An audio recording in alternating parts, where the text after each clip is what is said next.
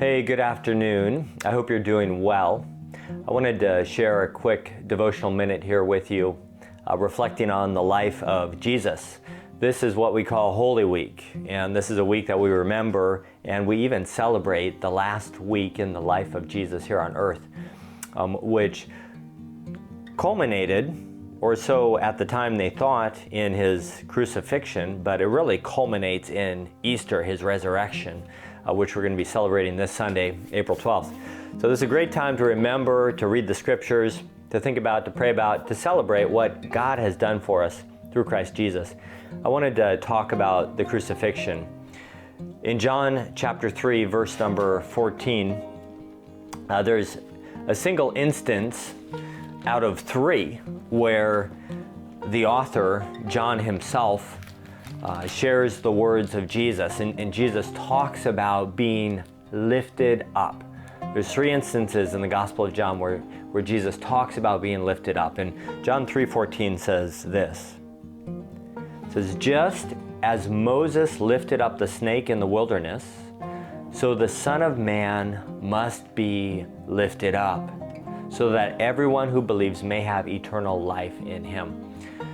Jesus was referring to his ultimate death on the cross, being lifted up on the cross. And he says, the Son of Man must be lifted up. 3 different times he says that, so that he can draw people unto himself. Now, I personally can't imagine living my life knowing that I was going to soon move into this extremely painful and excruciating death. Jesus knew what was going to happen to him in his lifetime.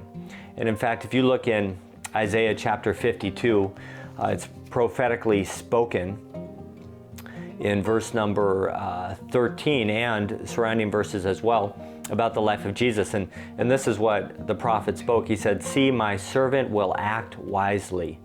He will be raised and lifted up and highly exalted. Just as there were many who were appalled at him, his appearance was so disfigured beyond that of any human being, and his form marred beyond human likeness."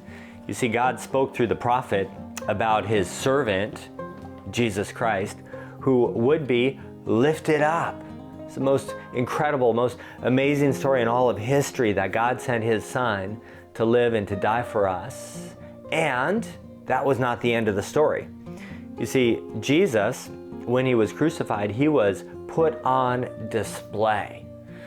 And in your mind, for a minute, just transport yourself to that scene if you can.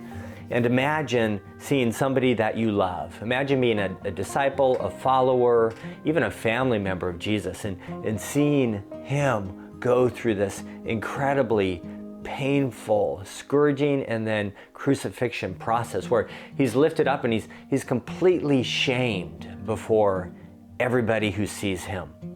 He's really put on display. He is being made a spectacle of, and he's willingly allowing them to lead him into this. Jesus is.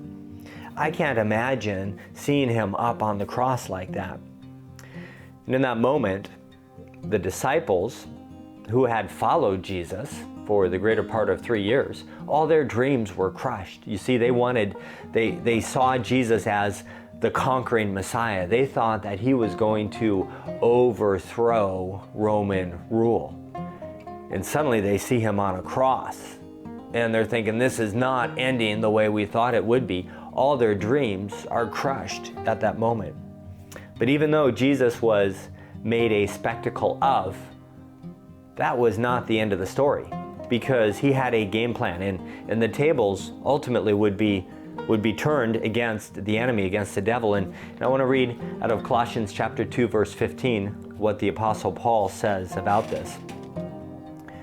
He says that he, being Jesus, forgave all our sins, having canceled the charge of our legal indebtedness, which stood against us and condemned us. He has taken it away, nailing it to the cross.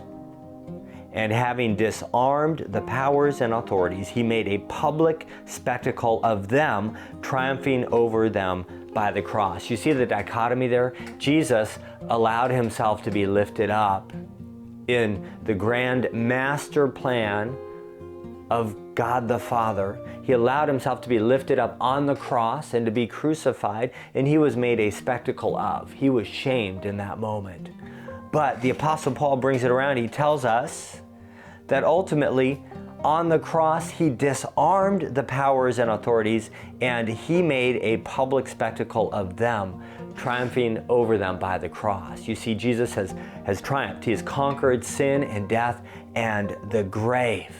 And he needed to be made a spectacle of, but ultimately the enemy is now made a spectacle of. Jesus triumphed, and that's good news for us. Something to think about this week. What has Jesus done for you? How has he affected and shaped and changed your life? I want to invite you to our Easter service.